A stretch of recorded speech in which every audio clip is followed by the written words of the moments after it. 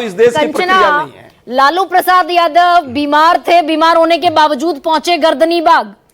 तेजस्वी यादव बोले इंशाअल्लाह जीत हमारी होगी, तो सीधे सीधे उस वोट बैंक को कैटर करने पहुंचे लालू प्रसाद यादव, जिसे कंसोलिडेट करना है, M+Y बनाना है। नहीं गरिमा जी, बात M+Y की सिर्फ नहीं है, बात सिर्फ वोट की नहीं है। आप इसको समझिए कि जब 17 महीने के लिए नीतीश जी हमारे साथ आए थे तो अमित शाह जी बिहार में जाकर बोलते थे हमारे लिए खिड़की दरवाजे सब कुछ बंद है नीतीश कुमार जी के लिए। दरअसल बंद नहीं है, वो खुले हुए हैं, और ऐसे खुले हुए हैं कि उसी खिड़की और दरवाजे से इस बार अमित शाह जी नीतीश कुमार जी को आउट भी करना चाहते हैं, बाहर का रास्ता भी दिखाना चाहते हैं। और इसीलिए भले कैसे त्यागी जी हो, सीनियर हैं, सेकुलर छवि की बात करें नीतीश कुमार जी की, लेकिन सेकुलर छवि अगर नीतीश कुमार जी की है, जैसा कैसे त्यागी जी कह रहे हैं, तो उसको डेंट कौन पहुंचा रहा है? डेंट तो हम नहीं पहुंचा रहे, डेंट तो हम अपोजिशन में नहीं पहुंचा रहे, डेंट बीजेपी ही पहुंचा रही है, उनकी सहयोगी पार्टी। इन्हीं बीजेपी के लीडर नेता जो बिहार में, चाहे वो बचौल हो, बोल रहे थे 2022 में कि मुसलमानों का वोटिंग राइट छीन लेना चाहिए, या होली पर घर से बाहर ना निकलो, या हमें मुसलमानों का वोट नहीं चाहिए, या बिहार में रहना है तो जय श्री राम कहना है। तो इस तरह की बयानबाजी अगर भारतीय जनता पार्टी के नेता करते हैं जो कि एनडीए में है और नीतीश कुमार के साथ सरकार में है, तो डेंट किसको पहुंचेगा? डेंट हमें नहीं पहुंचेगा ना, डेंट तो नीतीश कुमार जी को पहुंचेगा। आपका तो फायदा है ना कंचना यादव।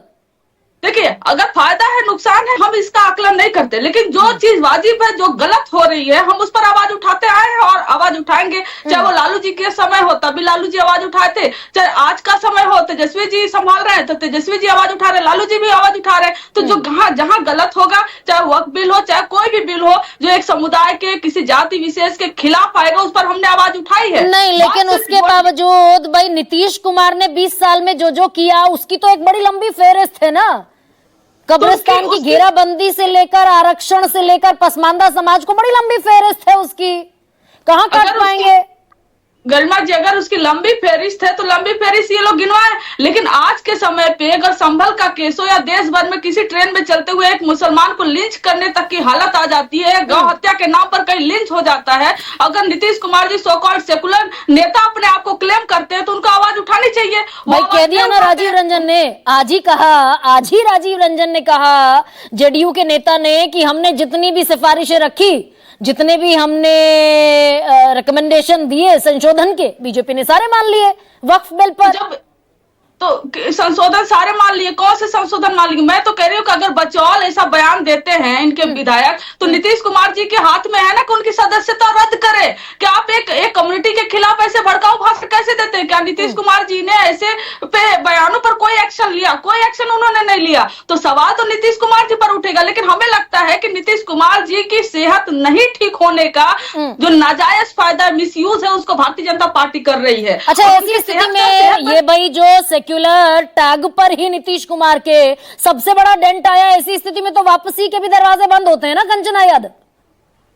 देखिए, हमने पहले भी कहा, वो जो लालू प्रसाद यादव कह रहे थे कि आएंगे तो काहे नहीं लेंगे, आज आप बातें कर रही हैं तो लेंगे नीतीश कुमार को वापसी या नहीं ले पाएंगे? अब नहीं, इस पर तेजस्वी जी ने कह दिया है कि वापस लेने का कोई सवाल ही नहीं उठता है। नीतीश कुमार जी हमारे साथ एक बार चुनाव भी लड़े, हमारे साथ आए भी, फिर से वो चले जाते हैं, कभी किसी अधिकारी के पैर में पड़ जाते हैं, और कितनी बार वो बोल चुके हैं कि मिट्टी में मिल जाएंगे पर भाजपा के साथ नहीं जाएंगे, हमसे गलती हो गई, हम उनके साथ चले गए। जब हमारे साथ आते हैं तो वो 2005 और 1990 सब कुछ भूल जाते हैं, उनके साथ जाते हैं तो सब कुछ याद आ जाता है। तो ऐसे में नीतीश कुमार जी के हमारे साथ आने का कोई सवाल ही नहीं उठता। नीतीश कुमार जी एनडीए के लिए, बीजेपी के लिए मजबूरी और जरूरी हो सकते हैं गरिमा जी, हमारे लिए मजबूरी और जरूरी नहीं है। महागठबंधन जैसे 2020 में चुनाव लड़ा था और कुछ सीटों से बस हम हार गए थे, इस बार हम मेजोरिटी में जीतेंगे। नीतीश कुमार जी की जरूरत नहीं है महागठबंधन को, भारतीय जनता पार्टी रखे, भारतीय जनता पार्टी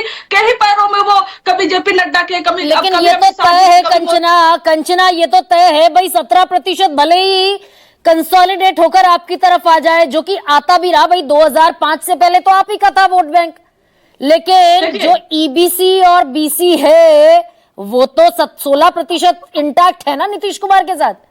नहीं गरिमा जी, उसमें कहां घाटा है? लोकसभा में पिछले अभी जो लोकसभा 2024 में हमारा वोट परसेंटेज 15% बढ़ा है, और उस 15% में सिर्फ मुसलमान नहीं है, ईबीसी वोटर्स भी हैं। नहीं, अब लोकसभा और विधानसभा अलग होते हैं कंचना, ये आप भी जानती हैं, और मैं लोकसभा और विधानसभा अलग होते हैं। ये जानती जी हैं आप? अलग होते हैं, लेकिन हम दावे के साथ करें कि इस बार ईबीसी वोटर, मुसलमान वोटर, सारे धर्म और जाति के लोग हमें वोट करेंगे। वोट और इस बार करेंगे, ठीक है। केसी त्यागी, मैं आपसे चाहती हूँ कंक्लूडिंग रिमार्क आप दीजिए।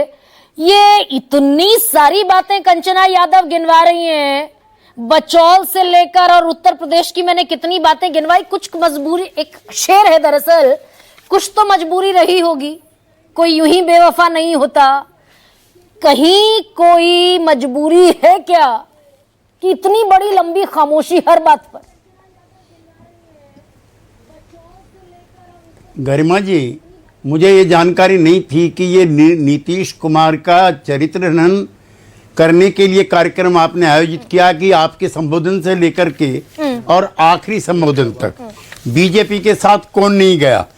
अब्दुल्ला नहीं गए, मुफ्ती नहीं गए, बादल नहीं गए, देवीलाल नहीं गए, मायावती नहीं गई, नवीन नहीं गए, शरद पवार नहीं गए, चंद्रबाबू नायडू नहीं गए, बीआरएस नहीं गए, देवागौड़ा नहीं गए।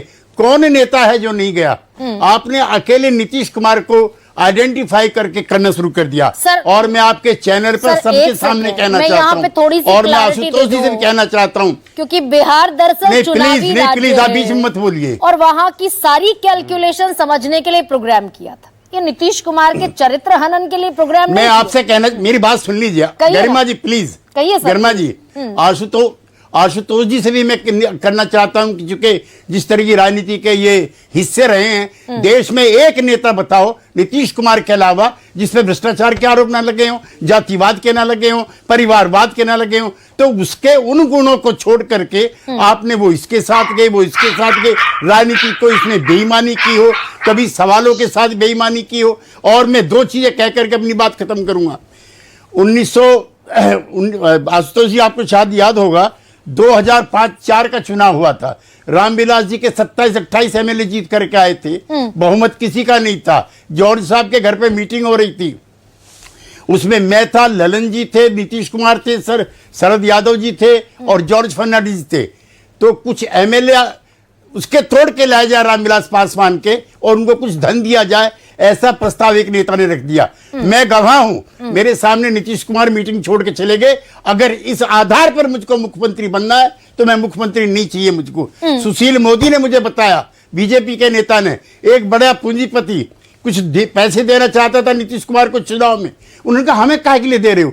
भारतीय जनता पार्टी के लोगों ने सब इंतजाम किया। तो ये सारे सवाल बॉन्ड में भी मैं केसी त्यागी आपके साथ बिल्कुल I am on the same page on corruption issues, भ्रष्टाचार के मुद्दे पर आपके साथ में एकदम सहमत हूं। इलेक्टोरल बॉन्ड में सामने निकल कर आया कि सबसे ज्यादा जिन पार्टियों को चुनावी चंदा इलेक्टोरल बॉन्ड के फॉर्म में मिला, उसमें जेडीयू एक पार्टी थी। लेकिन सर, सवाल मेरे इसलिए जायज हो जाते हैं कि जब हम 90 की, 95 की, 2000 की बात करते हैं तो 25 की खामोशी पर भी बात करनी लाजमी हो जाती है।